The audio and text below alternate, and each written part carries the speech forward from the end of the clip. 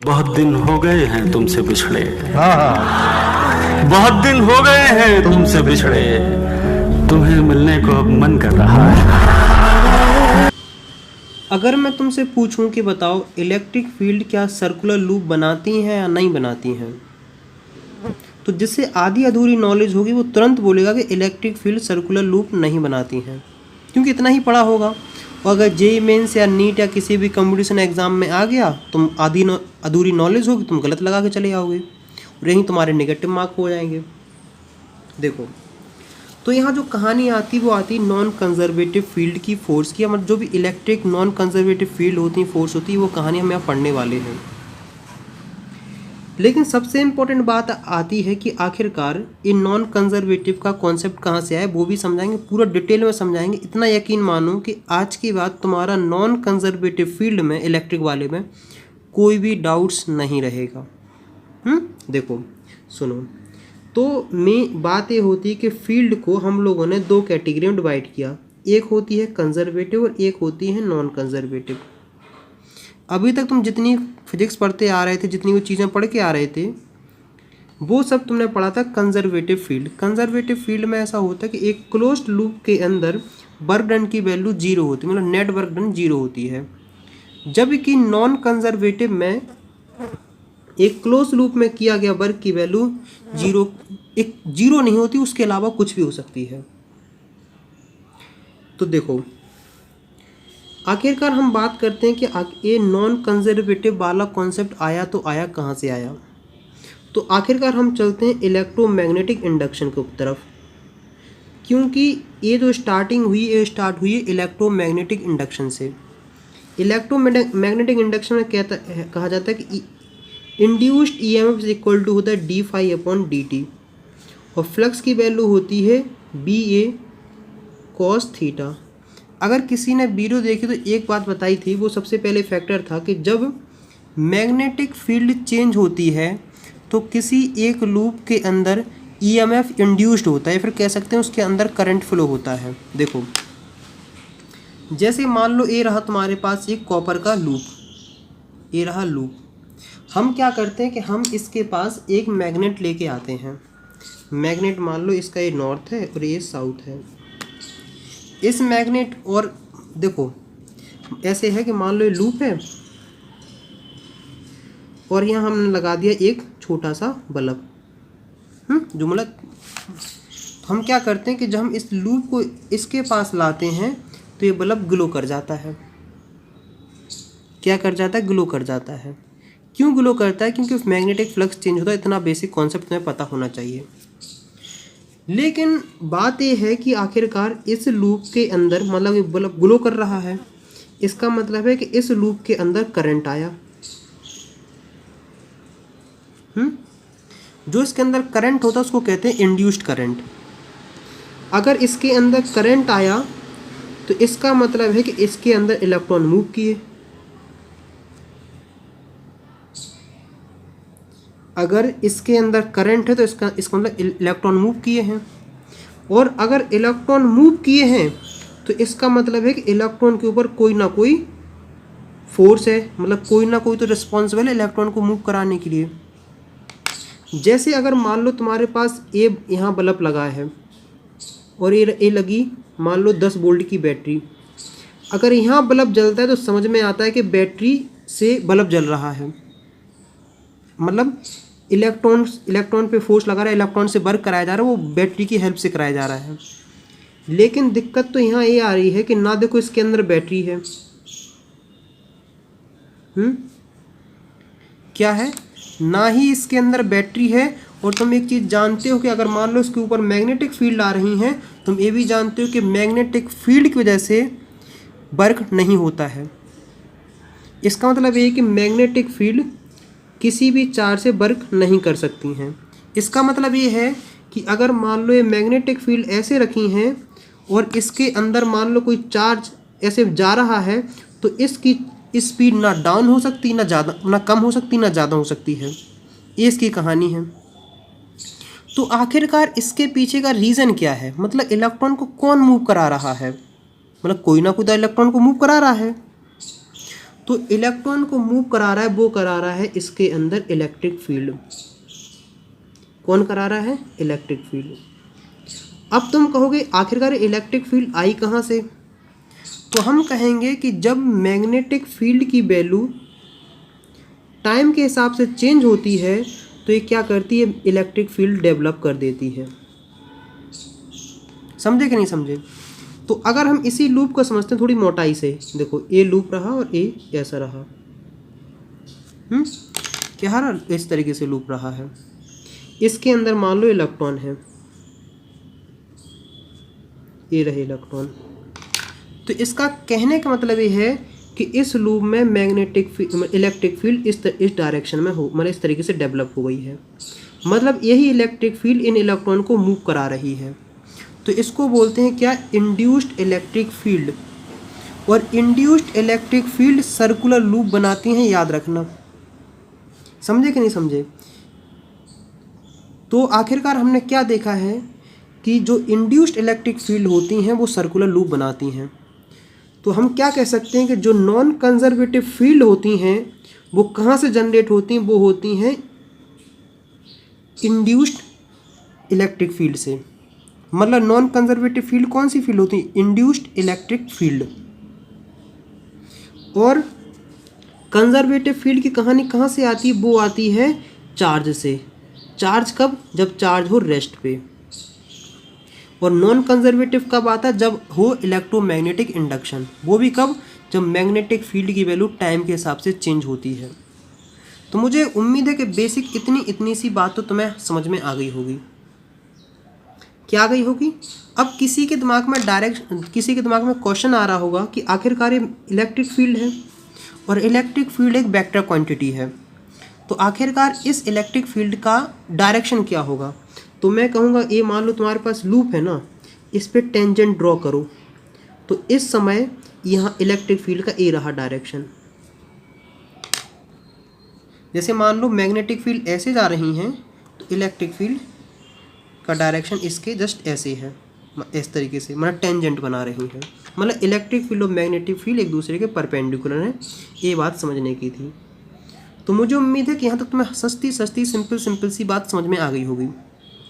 लेकिन फिर भी तुम्हें फिजिक्स वाला फील नहीं हुआ होगा कि आखिरकार आपने कहा था कि कंजर्वेटिव में वर्क डन की वैल्यू 0 होती है और अगर इसके अंदर कराते हैं, जबकि इसके अंदर वर्क डन की वैल्यू 0 नहीं होती है।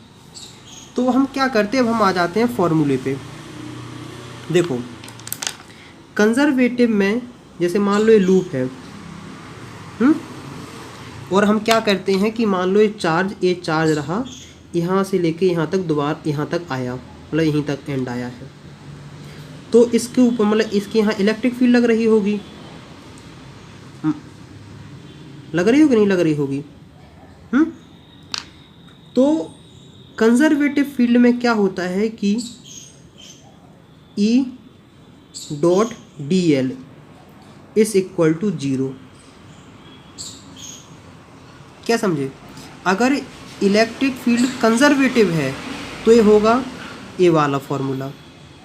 अगर इलेक्ट्रिक फील्ड कंजर्वेटिव नहीं है, मतलब इंड्यूस्ड इलेक्ट्रिक फील्ड है, तो E dot dl is equal to होता है d∅/dt, या फिर बोल सकते हैं कि इंड्यूस्ड EMF के बराबर।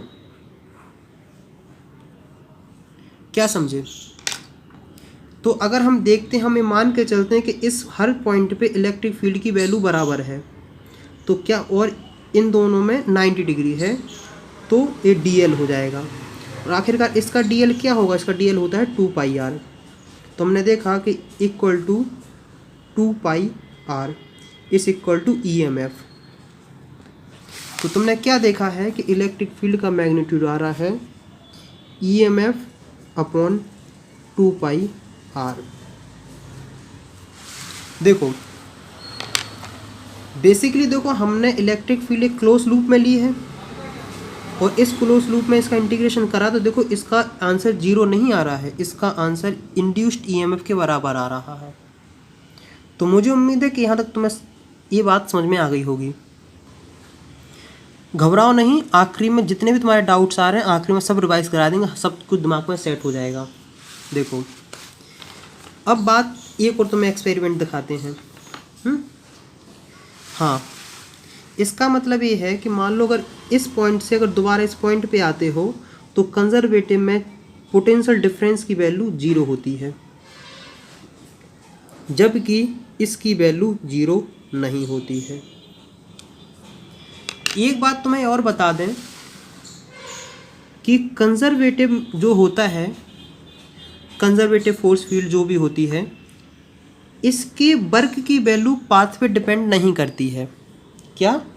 वर्क की वैल्यू पाथ पे डिपेंड नहीं करती है, जबकि नॉन कंजर्वेटिव के अंदर वर्क की वैल्यू पाथ पे डिपेंड करती है। बताएंगे अभी पाथ वाला भी कॉन्सेप्ट। देखो, जो मान लो हमने कहा ना कि इसके अंदर फोर्स लग रहा है, जो फोर्स इन इलेक्ट्रॉन को मूव करा रहा है उसी फोर्स को कहते हैं नॉन कंजर्वेटिव फोर्स, या बोल सकते हैं नॉन कंजर्वेटिव इलेक्ट्रिक फोर्स।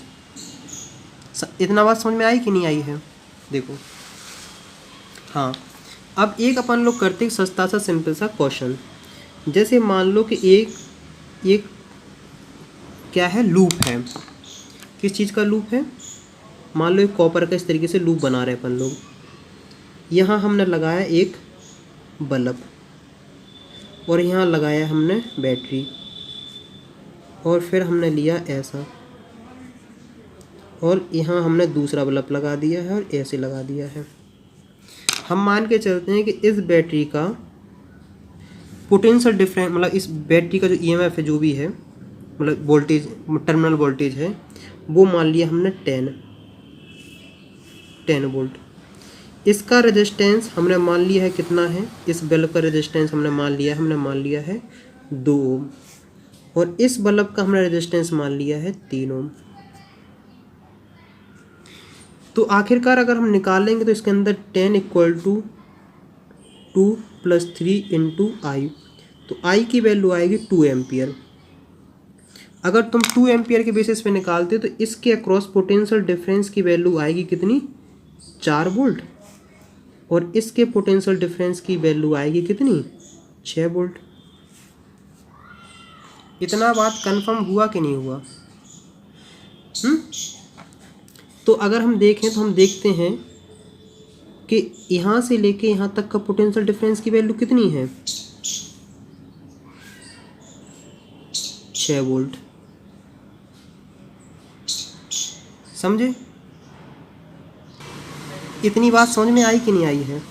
इसका मतलब है कि इस पॉइंट से लेके इस पॉइंट तक भी पोटेंशियल डिफरेंस की वैल्यू क्या होगी, 6 वोल्ट, क्योंकि ये जो ए वाली ब्रांच है, इस वाले ब्रांच के सीरीज़ में है, सॉरी पैरेलल में है। जब पैरेलल होता है तो पोटेंशियल डिफरेंस की वैल्यू सेम आती है।